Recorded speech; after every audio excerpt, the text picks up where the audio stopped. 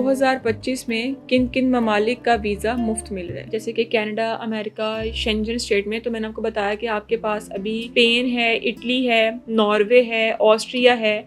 ये कंट्रीज़ जो हैं आपकी आगे फ्यूचर सेटलमेंट के हवाले से। अस्सलाम वालेकुम, FK वीज़ा कंसल्टेंट से मैं हूँ फ़ाइज़ा कमल। सवाल ये है कि 2025 में किन किन ममालिक का वीज़ा मुफ्त मिल रहा है। तो इसमें कुछ कंट्रीज़ ऐसे हैं कि जिनका लॉन्ग टर्म का वीज़ा स्टैंप होता है। उसमें कनाडा है, ऑस्ट्रेलिया है, न्यूजीलैंड है।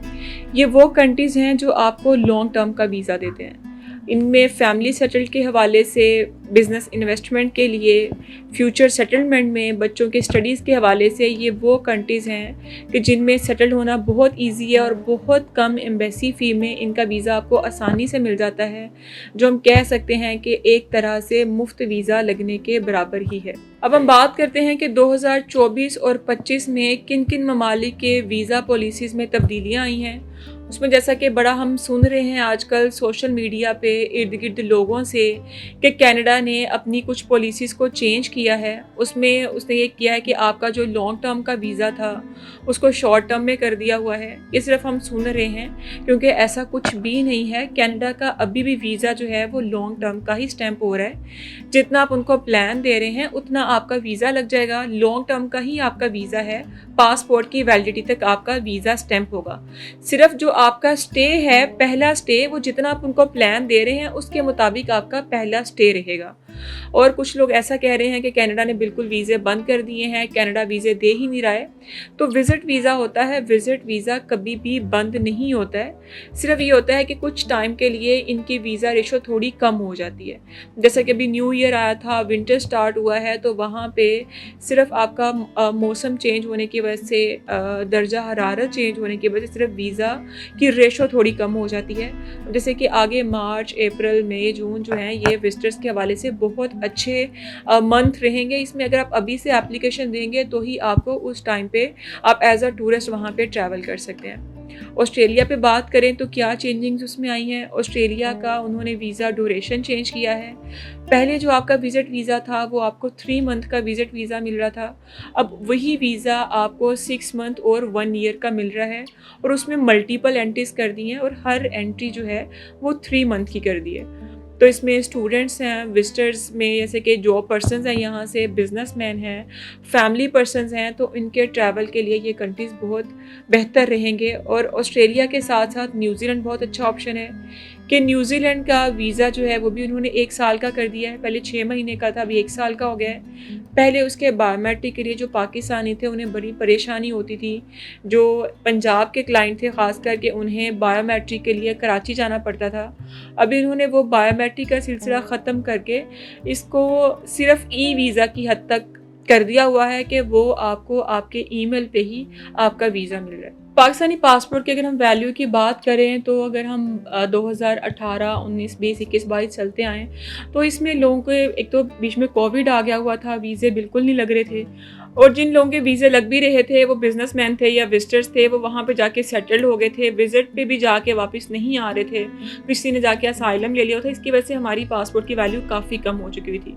लेकिन कुछ कंट्रीज़ ऐसी हैं जिनके 2024 में वीज़ा पॉलिसीज़ की जो सख्ती थी वो कम होने की वजह से बहुत ज़्यादा बिजनेसमैन ऐसे हैं, स्टूडेंट्स ऐसे हैं, जॉब पर्सन्स ऐसे हैं कि जिन्होंने वहाँ पे जाके, किसी ने छोटी इन्वेस्टमेंट्स की हैं, बड़ी इन्वेस्टमेंट्स की हैं, कि उनसे वहाँ पे जाके बिज़नेस स्टार्ट किया। यानी कि यहाँ से लोगों ने जाके वहाँ के कंट्रीज़ को बेनिफिट दिया, कि उनको इन्वेस्टमेंट दी है, तो जिसकी वजह से हमारे पाकिस्तानी पासपोर्ट की वैल्यू अभी समझ लें कि जो 0% थी वो 50-60% तक इंक्रीज़ हो चुकी हुई है, जिसकी वजह से अभी बहुत ज़्यादा, इसी वजह से अभी मैंने बताया कि ऑस्ट्रेलिया की जो है वो टाइम ड्यूरेशन बढ़ गया है।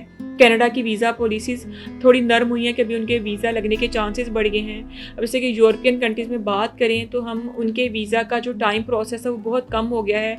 यूके 20 दिन में रिस्पॉन्स कर रहा है। तो ये चीज़ें जो हैं इस चीज़ की तरफ लेके चलती हैं हमें कि अभी हमारे पासपोर्ट की वर्थ थोड़ी बड़ी है, तो ही हमें बाकी कंट्रीज़ की तरफ से काफ़ी नरमी जो है वो पेश आ रही है। अभी 2025 में अगर आप बिल्कुल फ्रेश हैं, आप ट्रैवल हिस्ट्री बनाना चाह रहे हैं अपनी, तो ट्रैवल हिस्ट्री बनाने के हवाले से आप पहले छोटे कंट्रीज़ को सामने रखें। उसमें अच्छा ऑप्शन आपके लिए साउथ कोरिया है कि उसका ईज़िली आपको वीज़ा मिल जाता है और उसका जो है वो ई वीज़ा आ रहा है और वो आपको तकरीबन 15 से 20 दिनों में मिल जाएगा। उसके साथ साथ अपने सामने जापान को रखें। जापान हमेशा से ही नई अगर हम इन्वेंशंस की बात करें तो जापान, साउथ कोरिया, इन कंट्रीज़ को यही कंसीडर किया जाता है कि सबसे पहले जो भी किसी भी हवाले से इन्वेंशंस होती हैं इन्हीं कंट्रीज़ को ही सबसे पहले सामने रखा जाता है। बिज़नेस ग्रोथ के हवाले से छोटे जो इन्वेस्टर्स हैं उनकी बिज़नेस ग्रोथ के हवाले से जापान बहुत अच्छा है। तो इसलिए आप ट्रैवल हिस्ट्री के हवाले से जापान, साउथ कोरिया और उसके अलावा ई वीज़ा में अगर हम देखें यूरोपियन स्टेट में सर्बिया को देख सकते हैं।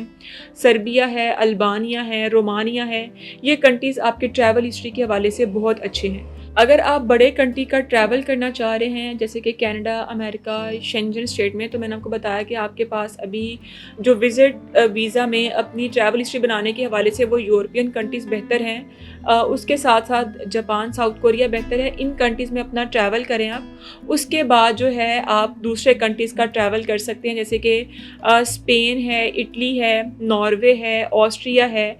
ये कंट्रीज़ जो हैं आपकी आगे फ्यूचर सेटलमेंट के हवाले से और ट्रैवल हिस्ट्री को बेहतर करने के हवाले से बहुत अच्छे ऑप्शंस हैं। बाकी जब हम वीज़ा अप्लाई करते हैं इसमें डॉक्यूमेंट्स को हम मद्देनज़र रखते हुए सबसे जो इम्पोर्टेंट हमारे पास डॉक्यूमेंट आता है वो बैंक स्टेटमेंट है।